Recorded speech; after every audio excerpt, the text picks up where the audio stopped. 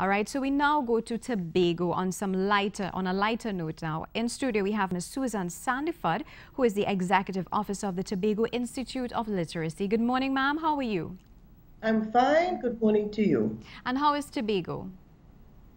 Right now, rainy. It's rainy this morning. Raining this morning. At least I left home in rain. Showers of blessings, I would think. So we have a lot to be thankful for. Of course, most definitely. All right, so we are talking about illiteracy at the secondary school level, and I understand that you would have done some testing of the secondary schools. Was it last week or this week? Tell us about that. Oh, just this week. We did Tuesday, those children, Form 1 children at Signal Hill Secondary, and only yesterday, or Tuesday, today's Friday, I keep forgetting, Wednesday we were in Roxborough. We tested in total about 84 students. What were your observations so far?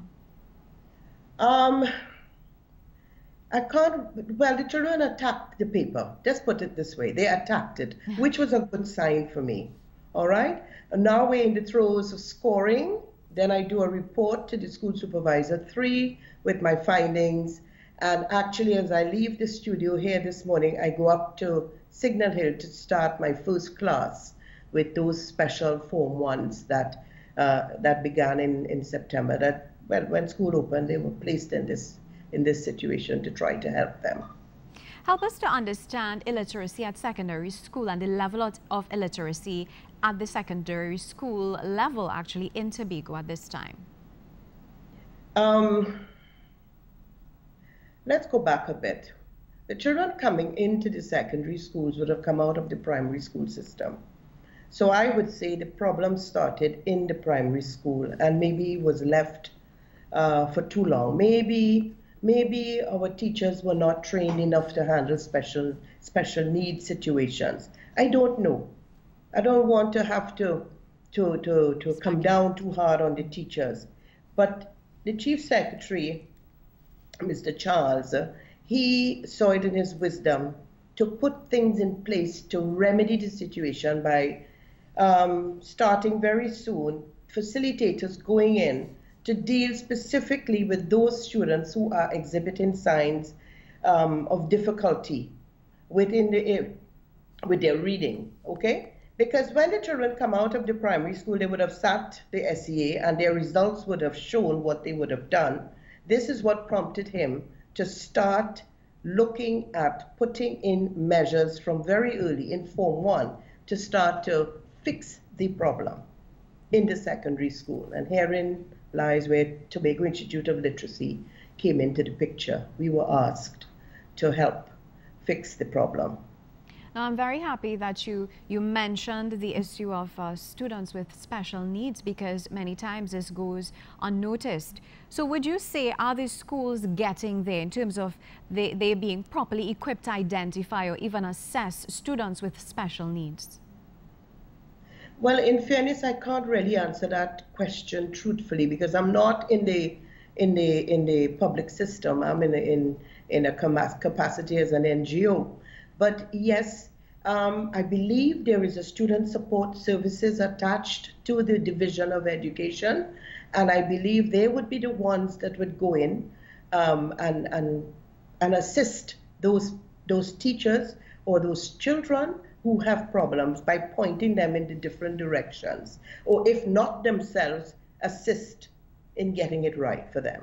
Now, with respect to the economic climate, many times we have both parents being out there working, helping to make ends meet. And most of the times these children, they go without supervision, and the parents are not there to really guide them along while they are home to tell them, okay, it's time to read or do your homework. What can parents do? What advice do you have for parents who may find themselves in that situation? No home in Tobago or Trinidad can survive without two parents having to work. So that's a given. The other part is the fact that many of our parents can't read or don't have the reading levels that they're able to assist their children. Many parents who come in to me would say, I am here to learn to read because I need to help my children with their homework. That is a very real fact, okay? So what we have happening here is that Yes, parents are out there trying their best to make it work, to provide their children with all the needs that are necessary. One thing misplaces the other. And this is the truth of the matter. There are parents out there who want to help but don't have the wherewithal to help. There are parents out there who don't care. It's the teacher's problem, not theirs.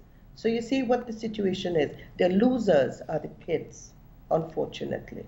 Now, for the parents who use iPads as babysitting mechanisms because they just simply, they don't want to make that effort or take the time to spend time with the children, what advice do you have? What would you say to them? Oh gosh, they got to find time. Today is World Literacy Day, and we are partnering with the library in Tobago, in that we would have met and had meetings and we talked. Today is drop everything and take a time and find a book or read, pick up the newspaper, find a magazine, because the only way we could assist our children is by doing. They will follow whatever you do, right? You know, regardless of what parents say, children copy them, all right? So if you are reading a paper, they will pick up a magazine. So my advice to parents is try your best. If you know you need facilities, you need help, you can come in to us. We would help you with the reading. If it's just to help you one level up, higher up. But once the children see you making an effort to read, they would follow by example, okay? No. There's no bad child in my books. There's no bad child. Now, of course, you touched on a very important fact there. You said that a lot of the times it's because the parents themselves, they can't read. And being adults, they are possibly embarrassed or ashamed and they try to conceal that. What do you say to them? Please forget the embarrassment. Come in. Because the more you are empowered, you will do better. You will be able to do your work better. You would get promotion on the job. Because let me tell you, we get the magistrate sending people to us. When the people are called up to do jury service, they can't read whatever they are given to read. And they are sent to us, go and do some classes with the Tobago Institute of Literacy.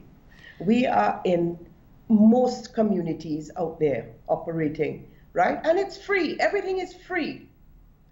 Thank God for the Division of Education. They support us, all right? Thank God for them. Because the work out there is done for free. The volunteers who come to take our training go out there and do it for free. Great advice. So all I am saying is that please access us. We are right by the Old Works building. Come in and see us. Ms. Sandiford, thank you so much for chatting with us this morning. Pleasure is all mine, darling.